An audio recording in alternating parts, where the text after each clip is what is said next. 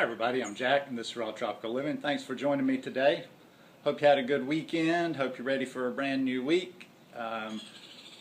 Just thought I would talk today. I haven't really talked about this one too much before. I've thrown it into a few videos about being raw vegan in social situations. Now, if you've watched me very long, you probably know I don't have a whole lot of experience in this area, so I'm just kind of offering some suggestions here. I'm not the most social person in the world, and yeah, I don't go out very much. I just don't have occasion to.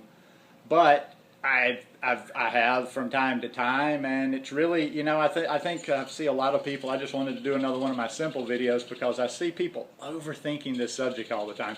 And I guess also too, how you handle social situations depends, of course, on your personality type, on how you are, because we're not all the same.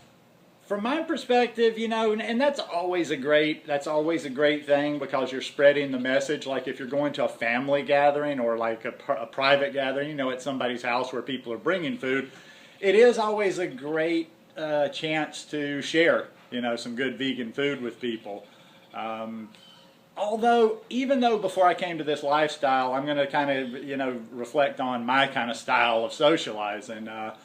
I was never big, you know, when I did socialize, even in the past, I've never been that total joiner, you know, the guy that goes to all the parties or the guy that's always, you know, around people.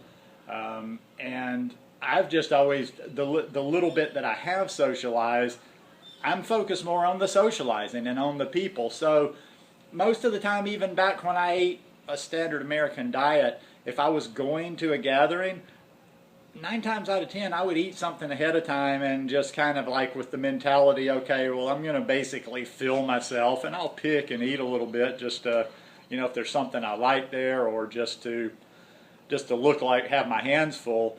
But that was never my main purpose, like going to any sort of a gathering. Like I eat food you know, even for my whole life, I've pretty much eaten food 3 times a day. So when I went to a gathering, the purpose of the gathering was to be social, was to hang out with people. So I wasn't so hung up even back then on the food. Like if I was going to do something food-wise, like I say, I would most normally, even if I ate and participated in what they did, most normally I would eat before I came and then, you know, snack a little bit.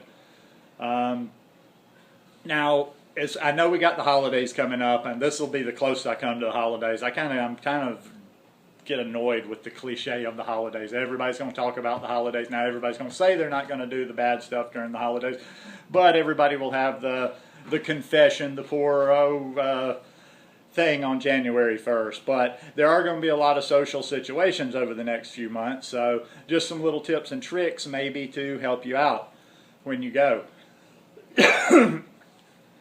Eat ahead of time. If there's a food gathering involved, eat ahead of time. If you absolutely feel like you have to participate and go full force on, you know, eating with a group wherever you go, bring good food with you. Bring what you want to eat. Bring what you want to eat, but bring some, you know, to share. But bring some to share knowing that chances are, you know, you're going to be the only one eating on the fruits and vegetables. But you never know. Or do like I do. Like I say, I'm probably the type, you know, just that I'm going to load up and eat. Especially the way I eat now. Now, like I say, in the past I might would have nibbled a little bit, but now I'm just, unless I just really get in the mood to do it when I'm going out on a social situation, I just don't really feel like bringing Tupperware and baggies and all this kind of stuff with me. I'm going to probably eat, you know, eat before I go. At least eat enough to know that I might have some appetite when I'm out, but I'm not going to get ravenous, or I'm not going to be like, oh God, I'm hungry, I need to eat, you know, in case, because even when you do go to somebody else's home or somebody else's place for a gathering or a dinner, chances are they're going to put something healthy out, even if it's just the requisite carrot and celery sticks on the plate. And those are the ones that usually end up being garnishes that us raw vegans can munch out on. But yeah, that's probably what I'm going to do. I'm going to mostly fill up before I go to the gathering. While you're there, you know, as far as like, you know, I don't drink alcohol anymore, and I don't know if you do. I mean, I don't really see the purpose. You know, I hear some people saying, well, I still drink some alcohol. I don't see the purpose with putting any poison in your mouth when you're trying to live such a healthy lifestyle. But as a longtime drunk, I will definitely not judge on that. you know, some people like to have a, I know back in the old days, it feels more comfortable. People like to have a drink in their hands when they're in a social situation. Now me, I don't necessarily need, you know, it's not like I'm trying to hide or trying to fool anybody, but sometimes it does look good and people don't ask you so many questions. Oh, you don't drink, oh, you're not drinking, blah, blah, blah, blah, blah. I like club soda. You know, I don't drink soda a lot. I don't drink any kind of carbonation a lot, but no more than I get out to socialize. I would say probably in the situations or in different places I am, maybe I have 7 or 8 club sodas a year, maybe maybe a little bit more, but yeah, and that looks kind of like a drink. It looks like a lot of the old stuff I used to drink. It could be a vodka soda, it could be a vodka tonic. You get the bartender or whoever's at the party to squeeze a little bit of lime in there, and you're good to go. And it actually looks like, you know, you kind of fit in, and a lot of times they'll give it to you in a rocks glass or in a glass that looks like a cocktail comes in. So yeah, that's all I really need. You know, if I can, I've got myself something I can nurse at a party. I walk around, I talk, but it's not that big of a deal. People make it's like a lot of times, let's say any given situation that's going to happen in the future might only be this big. But in our minds, we play this thing up until it gets this big, and we start imagining all the scenarios about, oh God, what's going to happen? What are people going to say about this? And this is something else, people, about this. What are people going to say? Or people, we're not in damn junior high school. You got to get over this peer pressure. You know, I'm kind of honestly, and when everybody starts making up their but so and so, you know what? You need to have a spine.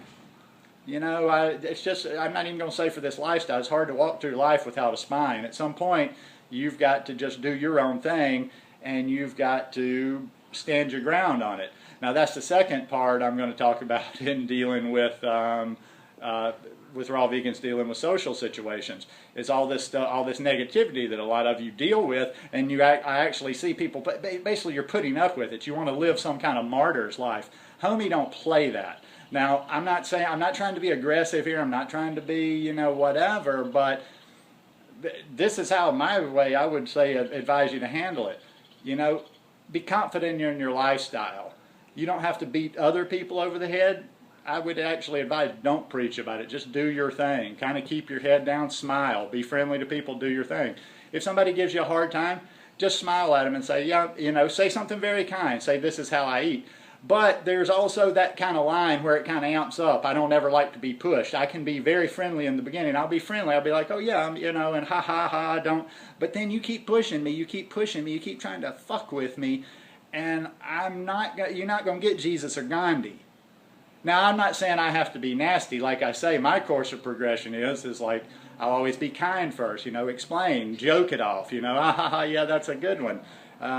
Then the next one will be, I might not have as much of a smile on my face, and I'm like, you know, I'm just like, hey, well, this is how I choose to eat. I respect how you choose to eat.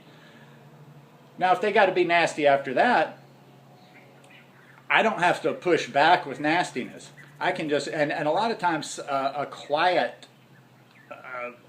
response is effective. At that point, I can just walk away from the person, almost kind of make it like, okay, well, if you're this aggro, if you're this angry, if you're like this, then I just don't need to deal with you whatsoever.